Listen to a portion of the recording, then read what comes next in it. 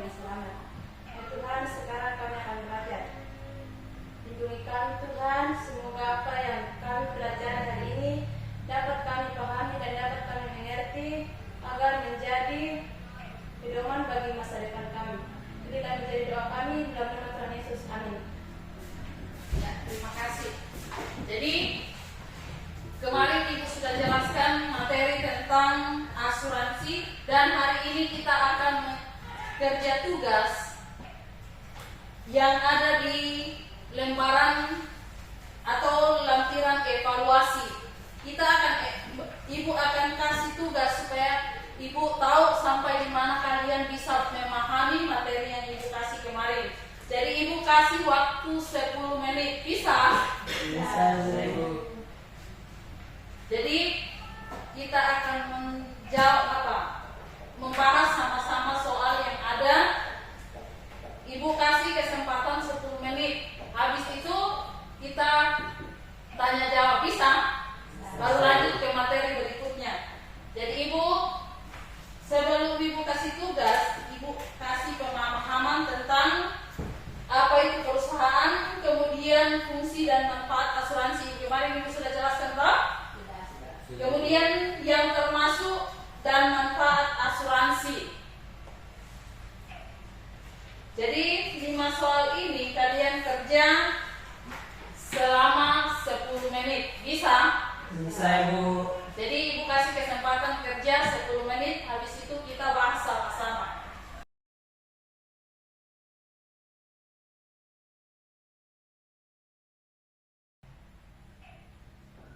Sudah? Sudah selesai? Sudah. Jadi kita akan bahas sama-sama. Jadi kalian perhatikan, kalian punya soal yang nomor 1. Perusahaan yang memiliki kegiatan usaha dalam menghimpun dana melalui penarikan premi dengan menjanjikan akan memberikan sejumlah uang sebagai ganti rugi kepada pihak yang membayar premi adalah terjadi suatu peristiwa yang merugikan pembayar premi disebut A. Asuransi, B. Koperasi kredit, C. Perusahaan sewa guna, D. Pegadaian, E. Dana pensiun. Siapa yang pilih asuransi? Angkat tangan.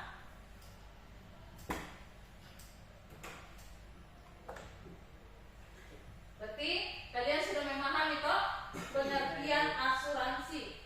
Jadi yang kita pilih poin A yaitu perusahaan yang memiliki kegiatan usaha dalam menghimpun dana melalui penarikan premi dengan menjanjikan akan memberikan sejumlah uang sebagai ganti rugi kepada pihak membayar premi adalah terjadi suatu peristiwa yang merugikan pembayar premi disebut asuransi.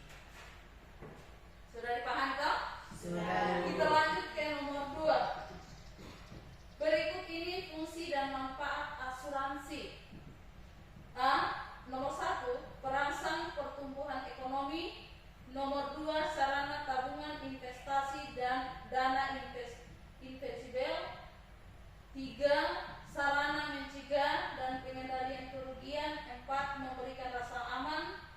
Kelima, sebagai pengendalian kerugian. Keenam, untuk dana investasi. Yang termasuk dalam manfaat asuransi adalah A. 1, 2, dan 3. Bagian B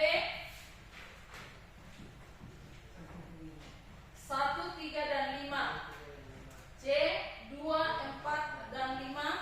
D 3, 4, dan 5. Dan yang terakhir 4, 5, dan 6. Siapa yang pilih bagian A? Bagian B? Bagian C? Bagian D? Yang betul bagian D, yaitu sarana mencegah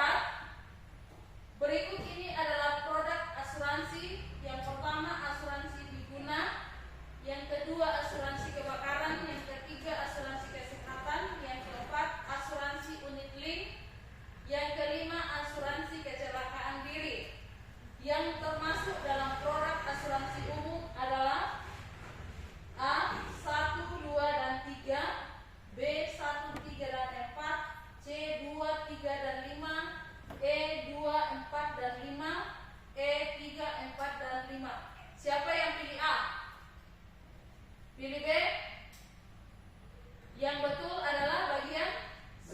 bagian C.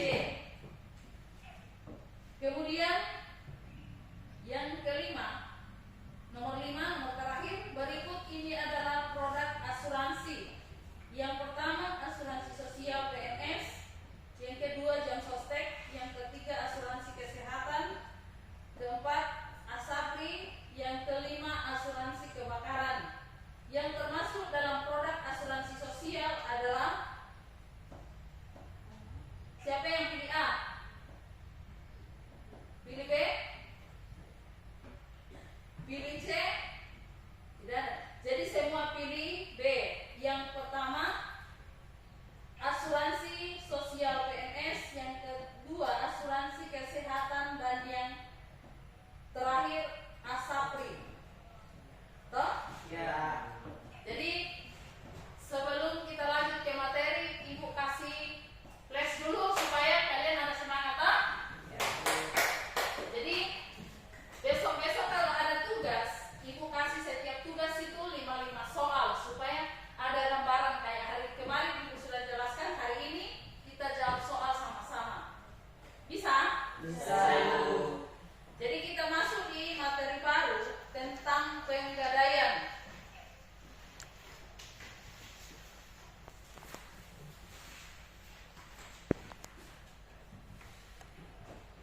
Yang pertama akan kita bahas tentang pengertian penggadaian.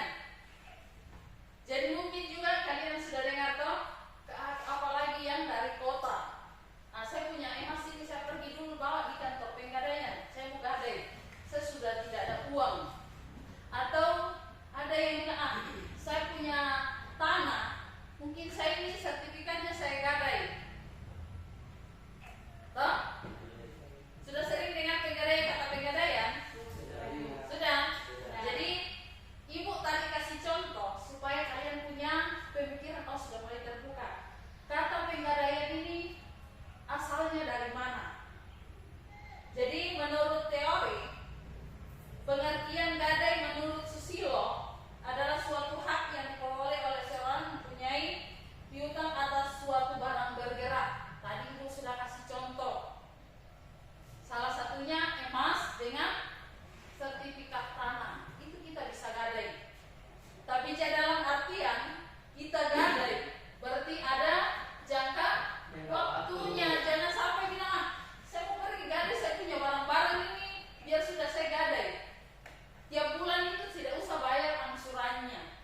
Kalau jatuh temponya sudah berakhir, berarti kita punya barang itu orang di penggadaian ambil baru lelang. Jadi besok-besok ada yang mungkin tes di penggadaian lolos, jadi pegawai penggadaian, enak, gaji tinggi. Tapi kalian harus punya skill dulu, punya pengalaman dan punya masa depan, punya ijazah. Jangan bilang, Ibu guru tadi sudah sampaikan, saya tamat dari SMA, saya harus masuk di penggadaian, itu harus ada tes. Jadi jangan kita bilang, saya cukup sampai di SMA saja. Kemarin Ibu sudah sampaikan, kalau perlu kita usahakan mulai sekarang, kita anak sekolah mulai menabung supaya ada, setidaknya ada membantu beban orang tua. Karena kita kemarin bahas tentang asuransi, sekarang kita bahas tentang penggadaian. Jadi tadi Ibu sudah sampaikan, pengertian penggadaian adalah suatu hak yang diperoleh seseorang untuk mempunyai piutang atas suatu barang yang bergerak. Kemudian jenis-jenis penggadaian. Jenis penggadaian ada 2, yaitu penggadaian konvensional dan penggadaian syariah.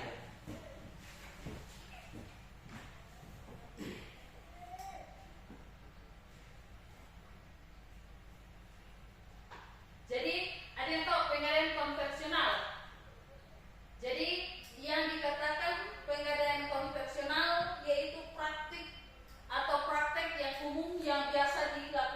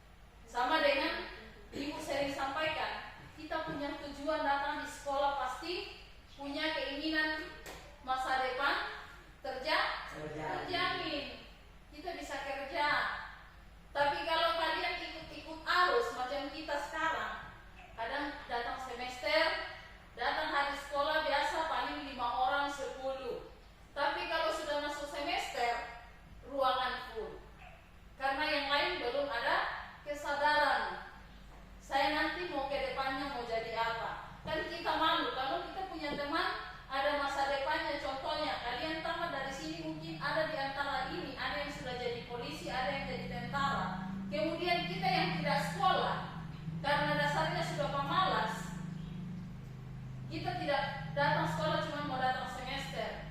Nilai itu kita peroleh cuma nilai ibaratnya penghargaan, tidak ada usaha. Toh? Jadi itu yang kalian harus pahami. Sama dengan tugas penggadaian. Kemudian fungsi penggadaian. Fungsi penggadaian ada 5 poin.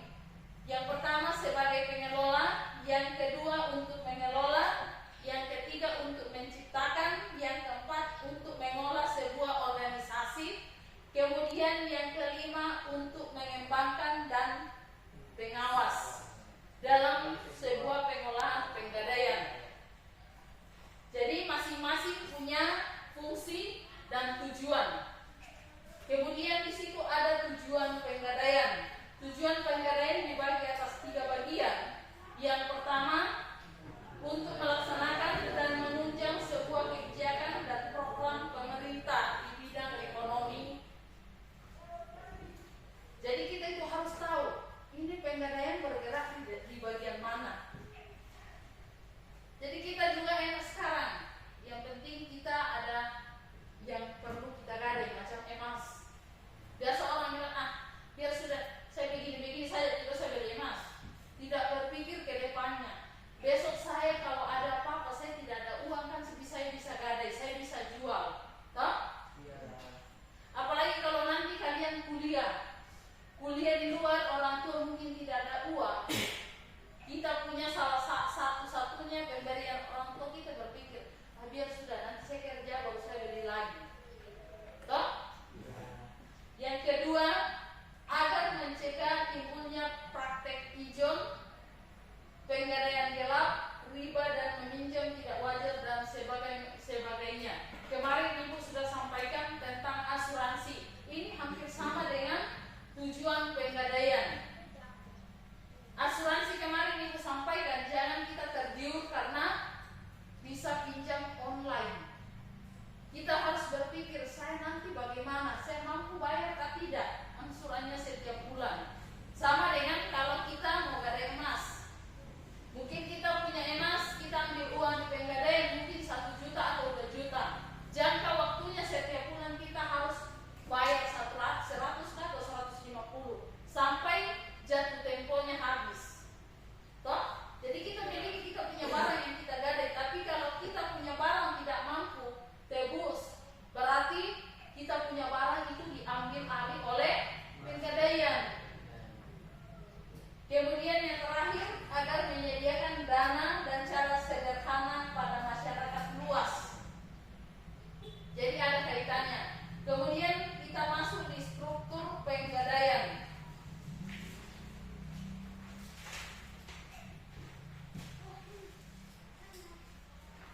Jadi penggadaian ini adalah salah satu usaha milik negara yang bernaung di bawah Departemen Keuangan.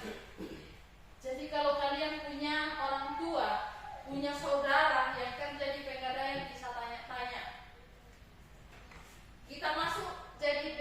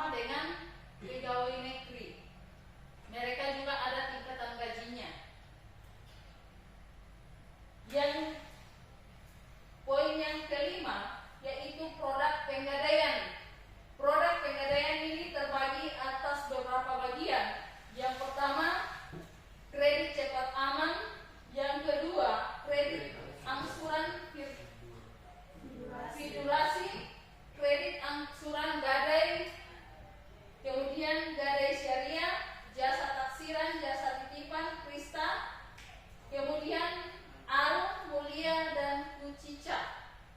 Semua punya istilah-istilah. Mas, yang kucica, kiriman uang cara instan, cepat, dan mahal. Jadi enak kalau kita punya barang kita mau gadai.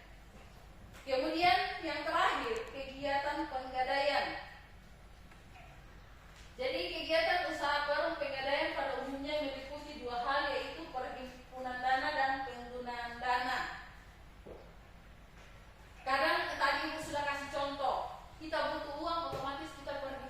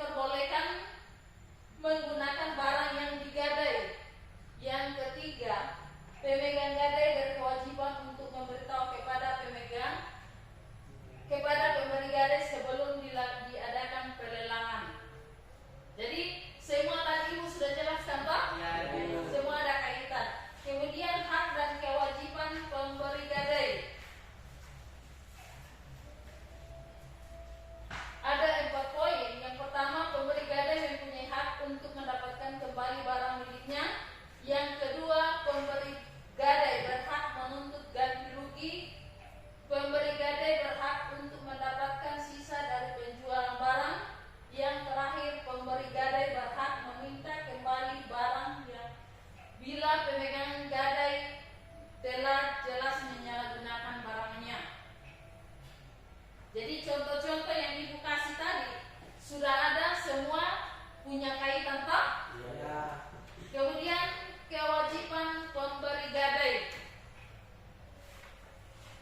Kewajiban pemberi gadai yaitu memberi gadai bagi yang berkewajiban untuk memberi hutang. Kemudian yang kedua, pemberi gadai berkewajiban merelakan penjualan atau barang gadai miliknya. Jadi tadi Ibu sudah sampaikan kalau kita tidak mampu bayar kembali, berarti kita punya barang diambil. Mereka lelang atau jual. Kemudian berakhir hak gadai. Suatu perjanjian hutang piutang pada dasarnya tidak ada yang bersifat langgeng. Artinya perjanjian sewaktu-waktu dapat berakhir. Tadi Ibu sudah jelaskan semua ada kaitannya ke bawah sampai contoh-contohnya. Ada yang mau ditanyakan? Ada Ibu, jelas.